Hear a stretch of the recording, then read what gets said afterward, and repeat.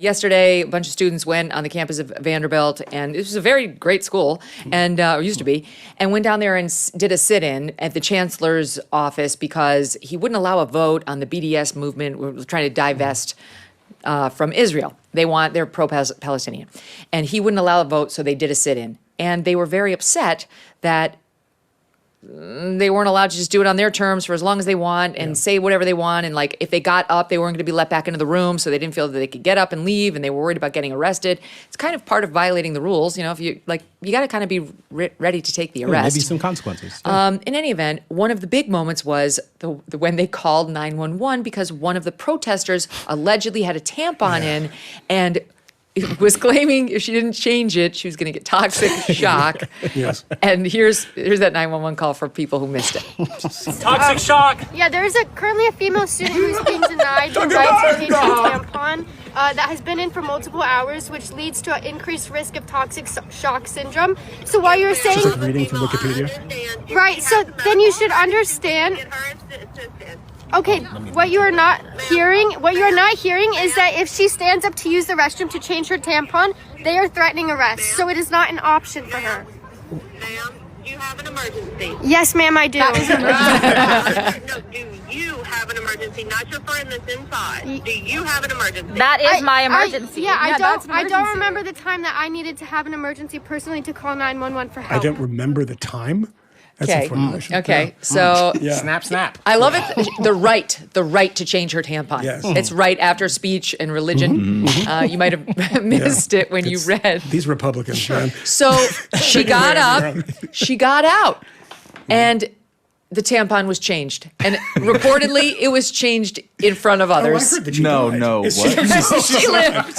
Oh, wow. Misinformation. Reportedly, it was like to one of those cover. things where like the guys pee in the empty bottles. bottle. Yeah. She kind of took care. I don't know whether that's true or not, but I did read that she Yeah. took care of business. She did not die. There was no toxic shock, but there is an embarrassment to a generation. It is very odd, like the entitlement of these kids, like sitting there watching them on the phone with more context. Like I just saw the footage of them forcing their way into the building, shoving past the security guard who is trying to hold them back. And I mean, they are literally forcing It's very their way Jan into the 6 building. thing. It's very Washington State, or Evergreen. I mean, just a really, here it is really for the bad look. audience. Look at this guy. He's trying to close the door so they can't get in and bother the chancellor and everybody else. I mean, the kid is throwing himself bodily into this man at the door. Like you could cause him serious injury. This is These are terrible. not peaceful protests Why why do we blur them? Are we not sure whether they're minors? I'm not sure. No, the This one isn't that our I saw tape. was blurred too. Okay, so it's I it don't was know. blurred. Okay, it wasn't us. Yeah, I don't know why they blur This it. is source. They don't have the right to be blurred. No. Show your faces. Let's see them. I They've suppose posted the- all the over school- TikTok. The school must have released this footage. I think Yeah, they right. probably did. Yeah, I mean, I was at Evergreen 2 days after that happened, filming a piece there, and it was remarkable. I mean, there were gangs of people, and I'm not joking about this. You can go look this up. Of people, the weakest looking human beings, like physically weak looking human beings, roving the campus with baseball bats.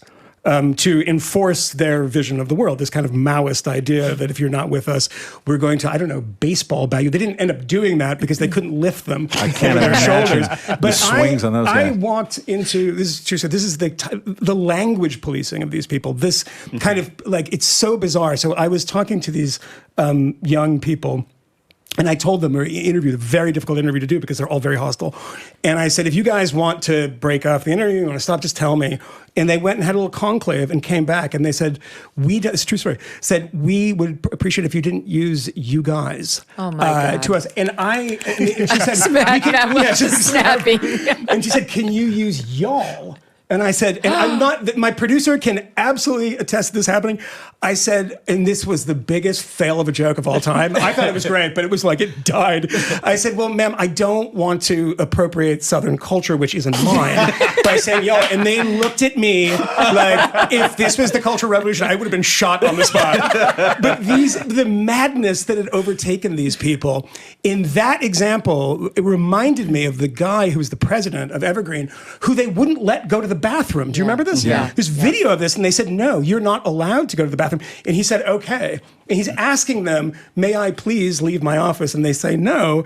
And this woman, the madness of these people, that calling 911, because if I leave, I will get arrested for the crime I actually committed, which is trespassing. And they wanted a guarantee that it wouldn't happen. No, I'm not going to give you that guarantee. It's just some random guy. And he was like, I can't, no. Who are you? No, I can't, you're breaking the law. How's your tampon? Yeah. No, we should pull, you guys, see if we can pull that clip of the girl who was like stuttering and delivering her mandated mea culpa on Evergreen campus. Talking to my producers here. They know what I'm talking about. Yeah. It's truly, like, it's one of the first clips I played when I launched the show. As soon as we had Brett Weinstein on, we played that clip. Yeah. It's always stayed with me how they humiliated one of the dissenters.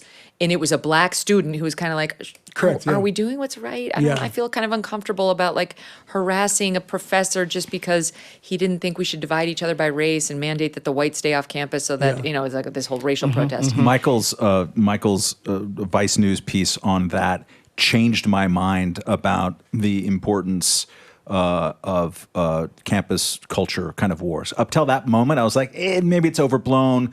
Ben Shapiro's out there like talking about this so much. He's being opportunistic and stuff. But seeing particularly the Maoist stuff and seeing the chancellor of the university like saying things that that he knows is not true, and because he's desperately trying to keep his job, it said to me, there's something has changed.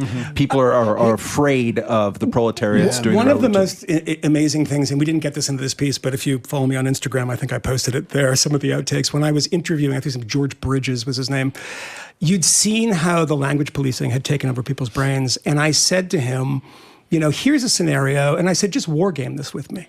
And he stopped and he said, well, I wouldn't use that word. Oh, my Lord. And I said, well, why? That's what we would do. And he gave a babbling answer. And then he did this again when I said, and this one I cannot figure out, I said rope-a-dope. I was like, you're taking these punches like Muhammad Ali, you're rope-a-doping. And he's like, well, I wouldn't use that word. What's and wrong I was with like, that? rope, like lynching? I don't know. But you can see this. I have this footage up on my Instagram. He was so like overwhelmed with fear that you would constantly step on a landmine in a conversation. He kept on stopping me saying, I want people to know that I am not using that language, which was not offensive, was not egregious. It was boring everyday language. But he had been a creature of fear. He'd been overwhelmed by this fear. They'd taken over his office and he was like, yes, you're right. And that is the Maoist comparison in the sense that they would kill you. But this idea that there isn't a debate. You don't debate these people. They have the truth on their side. And you either adhere to that or you're run out of town. We're back to MSNBC exactly. again. There's one truth. Yeah. We found the clip. So this young black student had spoken up, saying, "I don't think what we're doing is right." And just as a quick primer, the problem was at Evergreen College. They used to once a year do a sick out. The black students day would of go, absence, they call it, right, and where they would sort of leave campus to show the other students what life would be like without any of the students of color. And this one year, they said, you know what, we're done doing that. This year, the whites should stay home, and we mandate that they do so. And Brett Weinstein, who was then a professor, said, that's kind of different. It's not the same, like people voluntarily doing it versus one race telling another race of students you have to stay home. And that led to Brett Weinstein getting protested, getting his life threatened, and ultimately losing his job. Well, there was a black female student on campus who was like, I'm kind of on his side. I think we're being, and she was made to apologize in this exchange, which is just so disturbing. It stayed with me. Here's what they did to her, speaking of Mao. Has demonstrated anti-blackness in the pigeon-holding, charging, and sentencing of 2 black trans disabled students based on false racially charged allegations. Sorry. Whoa. This poor girl. I got it. Chill. I've never seen that before. I just watched Three Body Problem on Netflix, which I tried to read the book. But there's a scene in there, like a depiction of the Cultural Revolution at the very beginning of the show. And it is visceral. It is incredibly hard to watch. There is a woman who's brought out on stage to condemn her husband, who is about to be, unbeknownst to the audience or the reader, who's about to be stoned to death, essentially. He's going to be stomped to death by these people who are holding him captive. He is about to lose everything, and his wife condemns him while his daughter is watching from the audience. Like that.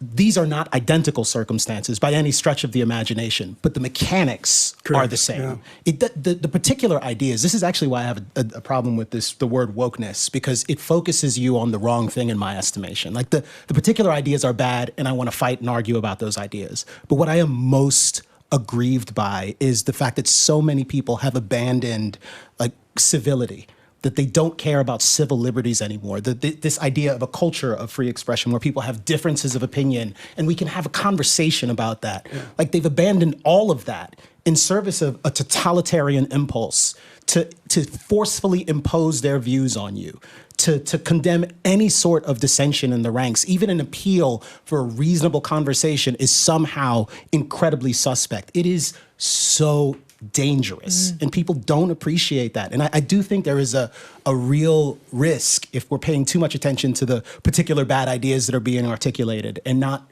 really appreciating the degree to which the mechanisms are actually the most dangerous part of what's going on here. The lose sight of the fact that that could happen on the right. There's a version of that right-wing people could embrace, a kind of ideological fundamentalism where the most important thing is that we win and they lose. It's how I think many conservatives who have traditionally been right on these issues have become suspicious of the First Amendment in certain respects, are interested in censorship as a remedy to those bad ideas. Those people are wrong. They do not appreciate what they're putting at risk by endorsing those policies. And also, this needs to be said, I think, more often than it is in centrist or right-of-center circles. There are so many Republican politicians, conservative people in the public eye who are saying things that have something to do with Donald Trump that they don't believe. Oh, yeah. That's cowardly. You see that too? That's cowardly. I wince right now anytime someone I know and have a positive feeling towards who works in politics and is a Republican is staying in their job or competing for a job or running for office. I wince because I don't want to inevitably lose respect for them, and I'm going to almost in every case. There's one or two exceptions I can think of because they're compromising themselves in the name of doing that, and it's so painful to watch. Grand Canyon University, a private Christian university in beautiful Phoenix, Arizona, believes in equal opportunity and that the American dream starts with purpose. Change the world for good by putting others before yourself. Whether your pursuit involves a bachelor's, master's, or doctoral degree, GCU's online, on-campus, and hybrid learning environments are designed to help you achieve your unique academic, personal, and professional goals. With over 330 academic programs as of September, GCU meets you where you are and provides a path to help you fulfill your dreams. The pursuit to serve others is yours. Let it flourish. Find your purpose at Grand Canyon University. Private, Christian, affordable. Visit gcu.edu. Hey, thanks so much for watching. If you like what you just saw, hit the subscribe button for more clips and full episodes.